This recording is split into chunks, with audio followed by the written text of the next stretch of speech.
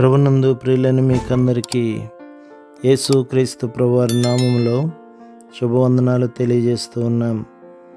దైవజనుడు బ్రదర్ భక్త సింగ్ గారి పరిచర్యలో నుండి అలసిన వాణిని ఓరడించు మాటలు.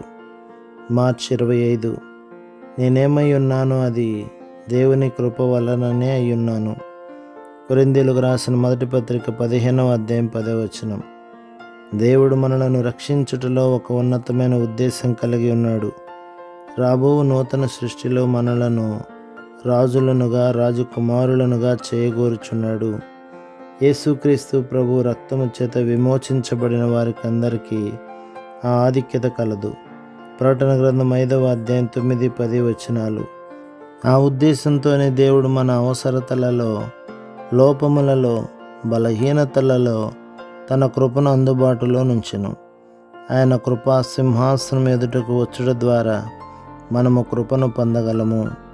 మన పరీక్షలు, శోధనలు, బాధలు ఏమైనప్పటికీ ఆయన కృప మనకు చాలును. మన అవసరత గొప్ప పర్వతం వలెనున్నప్పటికీ విశ్వాసముతో ఆయన కృపా సింహాసనం ఎదుటకు ధైర్యంతో రమ్మని యేసు ప్రభు తానే మనలను పిలుచుచున్నాడు. హెబ్రీ పత్రిక 4వ అధ్యాయం 16వ వచనం. అందుచేతనే మనము దేవుని కృపను ఇంకనూ తెలుసుకొని దానిని ఏ విధంగా పొంది ఆనందించవలనో నేర్చుకొనవలెను. మన క్రైస్తవ జీవితమును కృప ద్వారానే ఆరంభించదుము గాని మానవ అర్హతలను బట్టి కాదు. దేవుడు నిత్యత్వమునకు నిలిచి నీతిని కోరుచున్నాడు. మన నీతికి దేవుని నీతికి పోలికయే లేదు. ఇంత గొప్ప రక్షణను పొందుటకు మనలో ఎవరికి ఏ అర్హత లేదు. ఇది కేవలం దేవుని కృపచేతనే కలిగినది. యేసుక్రీస్తు ప్రభు యొక్క ప్రశస్త రక్తమునందు విశ్వాసముంచడం ద్వారానే మనం రక్షించబడగలము. ఎఫెసీ పత్రిక 2వ అధ్యాయం 5-8 వచనాలు. మరియు దేవుని మహిమను, కృపను చూపగలము. అపోస్తలుడైన పౌలు కొరింథీయులకు రాసిన మొదటి పత్రిక 15వ అధ్యాయం 10వ వచనంలో నేనేమై ఉన్నాను అది దేవుని కృప వలననే అయ్యున్నాను అని సాక్ష్యమిచ్చుచున్నాడు. అనగా అతడు ప్రభు నిమిత్తము ఏమి చేసినను, ఏ శ్రమ పడినను అది కేవలము దేవుని కృపచేతనే. అతనికి కృప యొక్క సంపూర్ణ అర్థమును తెలియచేయుటకే ప్రభు ఆ శ్రమలు అనుమతించెను. ఆ తర్వాత అతడు ఇట్లు సాక్ష్యం ఇచ్చెను, నేనెప్పుడు బలహీనుడనో అప్పుడే బలవంతుడను. కనుక క్రీస్తు నిమిత్తం నాకు కలిగిన బలహీనతలలోనూ, నిందలలోనూ, ఇబ్బందులలోనూ, హింసలలోనూ, ఉపద్రవములలోనూ నేను సంతోషించుచున్నాను. కొరింథీయులకు రాసిన 2వ పత్రిక 12వ అధ్యాయం 10వ వచనం. ఆ విధముగా మన కష్టములన్నీ దేవుని చేత అనుమతించబడినవి. కృపను గూర్చి తెలుసుకొనుటకు, దాని యందు ఆనందించుటకే ఈ కష్టములు అనుమతించబడినవి. ప్రపంచమంతటిలో మిక్కిలి బలహీనుడైన విశ్వాసి ఆయన కృపను పొందుట ద్వారా బలవంతుడు కాగలడు.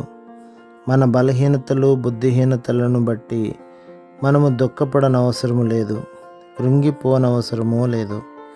ఎందుచేతననగా కృపా సింహాసనమునొద్దకు ధైర్యముతో వెళ్ళుటకు మనకు ప్రవేశము కలదు. మన కొరకు ఆయన ప్రతిశోధన ద్వారా వెళ్ళవలసి వచ్చినది. అయినప్పటికీ ఆయన పాపము లేనివాడు. అందుచేతనే ఆయన ఇప్పుడు మన మానవ బలహీనతలన్నింటి కొరకు విజ్ఞాపన చేయుచున్నాడు.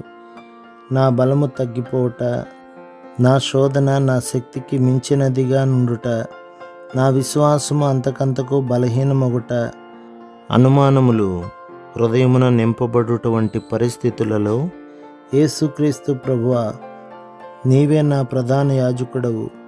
దయతో నా పక్షమున విజ్ఞాపన చేసి నన్ను పైకి లేవనెత్తుము. నీ సమృద్ధి అయిన కృపను నాకు అనుగ్రహించుమని ప్రార్థించవలను. ఆయనే నాకు బలమును, విశ్వాసమును, ధైర్యమును అనుగ్రహించును. దయచేసి నీ పరలోకపు పిలుపును గ్రహించుము.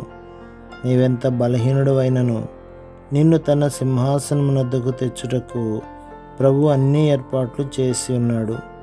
నీకేదైనా అనుమానం వచ్చిన ఎడల ప్రధాన యాజకుడైన ప్రభువైన యేసుక్రీస్తు యొక్క విజ్ఞాపన పరిచర్యను కోరుకునుము. నీవు ఎదుర్కొను శోధనలను ఆయన కూడా ఎదుర్కొనునని తెలుసుకొనుము. నీవు వెళ్ళుచున్న అనుభవము ఆయనకు స్పష్టముగా తెలియను. ఆయన సంపూర్ణముగా నీకు చాలినంత కృపనిచ్చును.